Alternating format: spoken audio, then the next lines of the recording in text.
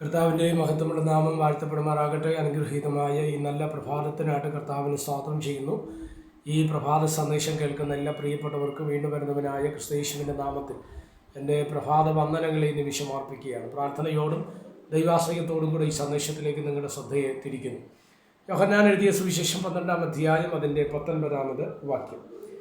ആകയാൽ പരീക്ഷന്മാർ തമ്മിൽ നമുക്കൊന്നും സാധിക്കുന്നില്ലല്ലോ, ലോകം അവൻ്റെ പിന്നാലെ ആയിപ്പോയി എന്ന് പറഞ്ഞു.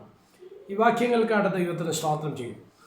യേശുവിനെ തകർക്കാൻ അല്ലെങ്കിൽ യേശുവിൻ്റെ ശുശ്രൂഷകളെ നശിപ്പിക്കുവാൻ തക്കവണ്ണം പരസ്യ ശുശ്രൂഷ കാലയളവുകൾക്കകത്ത് യേശുവിനെതിരെ നിന്നൊരു വലിയ സമൂഹമാണ് പരീക്ഷന്മാർ. ന്യായശാസ്ത്രിമാരുണ്ട്, സദൂക്യരുണ്ട്, ഇവരൊക്കെ വന്നിട്ടുണ്ട്. എന്നാൽ പ്രധാനമായിട്ടും നമ്മൾ കാണുന്നത് പരീക്ഷന്മാരെയാണ്.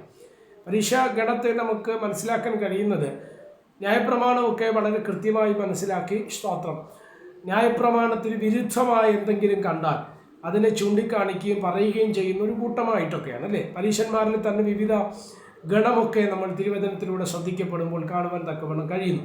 അപ്പോൾ യേശുവിൻ്റെ ശുശ്രൂഷകൾക്കെതിരായി, യേശുവിൻ്റെ ഇടപെടലുകൾക്കെതിരായി ചലിച്ചൊരു വർഗമാണ് പരീക്ഷന്മാർ. സ്തോത്രം. അവർ ന്യായപ്രമാണം അതേപോലെ പറയുകയും അത് അനുഷ്ഠിക്കാൻ അവർക്ക് സാധ്യമാകാതിരിക്കുകയും ചെയ്യുന്നതായിട്ട് നമ്മൾ വായിക്കുന്നുണ്ട്. അതുകൊണ്ടാണ് യേശു കർത്താവ് പോലും പരീക്ഷന്മാരെ നോക്കിയിട്ട് പറഞ്ഞു, നിങ്ങൾ വെള്ളം ധരിച്ച ശവക്കല്ലറുകളാണ്. സ്തോത്രം.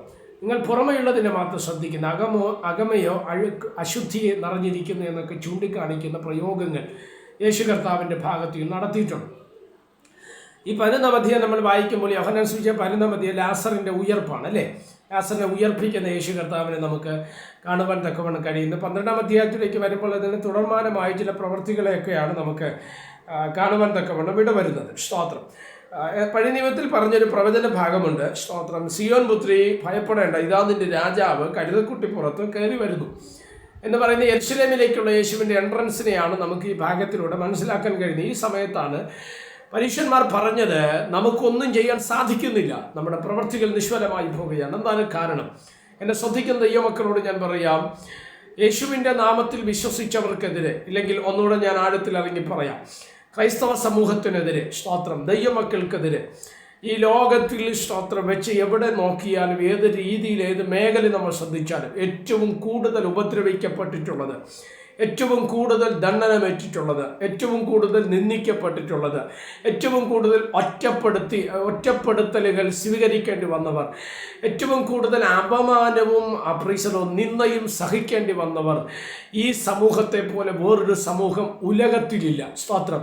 എന്തുകൊണ്ടാണ് ഇത്രയും പ്രതിസന്ധി ദൈവമക്കളായ നമുക്കെതിരെ വരാൻ കാരണം? പിശാചും മനുഷ്യനും നിയമങ്ങളും രാജ്യങ്ങളും പ്രഭുക്കന്മാരും ഒക്കെ സ്തോത്രം ശക്തമായിട്ട് നമുക്കെതിരെ വരാൻ കാരണമെന്തെന്ന് ചോദിച്ചു കഴിഞ്ഞാൽ, സ്തോത്രം, അതൊരൊറ്റ നാമത്തോടുള്ള അവരുടെ വൈരുദ്ധ്യമാണ്. യേശു എന്ന നാമത്തോടുള്ള അവരുടെ സ്തോത്രം ഇഷ്ടക്കുറവാണ്, ഇല്ലെങ്കിൽ അവരുടെ വൈരാഗ്യ ബുദ്ധിയാണ് അതിനൊക്കെയും കാരണമായി മാറുവാൻ തക്കവണ്ണം ഇടവന്നത്. എന്നാൽ നിങ്ങൾ ശ്രദ്ധിച്ചേ, യേശു കർത്താവ് ഉയർത്തെഴുന്നേറ്റ് സ്വർഗാരോഹണം ചെയ്ത് കഴിഞ്ഞ് 2000 ആണ്ട് കഴിഞ്ഞിട്ടും ഇന്നുവരെയും ഇതിനകത്തുള്ള പലരും രക്തസാക്ഷികൾ, ആയിരങ്ങൾ, ലക്ഷങ്ങൾ മരണത്തിന് കീഴടങ്ങിയിട്ടും ഇന്നും ഈ നാമം ശക്തിയോടെ നിൽക്കുന്നതിൻ്റെ ഒറ്റ കാര്യം, സ്തോത്രം, ഹല്ലേലൂയ, ഒരു തലമുറയെ മുഴുവൻ നശിപ്പിച്ച് കളഞ്ഞാലും, മരണത്തിലൂടെ അവരെ വേർപെടുത്തിയാലും, സ്തോത്രം, ഹല്ലേലൂയ, വന്നതിനോ വരുവാനുള്ളതിനോ വാഴ്ചകൾക്കോ അധികാരങ്ങൾക്കോ ഈ ലോകത്തിനോ വരുവാൻ ഒന്നിനും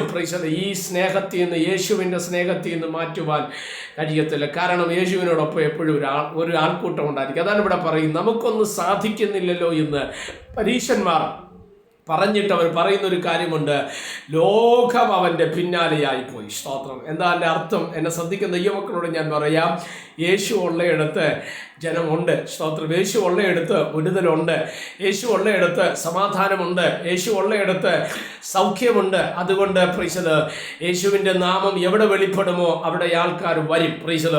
യേശുവിൻ്റെ മഹത്വം എവിടെ വെളിപ്പെടുമോ അവിടെ ജനക്കൂട്ടം വെളിപ്പെട്ടു വരും. ആർക്കും അതിനെ തടയുവാൻ കഴിയത്തില്ല. അങ്ങനെയെങ്കിൽ ആ യേശു നിന്റെ ജീവിതത്തിൽ വന്നാൽ, സ്തോത്രം, നിന്റെ കുടുംബത്തിൽ വന്നാൽ, നിന്റെ സഭയിൽ വന്നാൽ, നീ പാർക്കുന്ന ദേശത്ത് വന്നാൽ അവിടെ അത്ഭുതങ്ങൾ സംഭവിക്കും. കർത്താവ് അതിനായിട്ട് ചെയ്യാനായിട്ട് നമ്മളെ സഹായിക്കട്ടെ.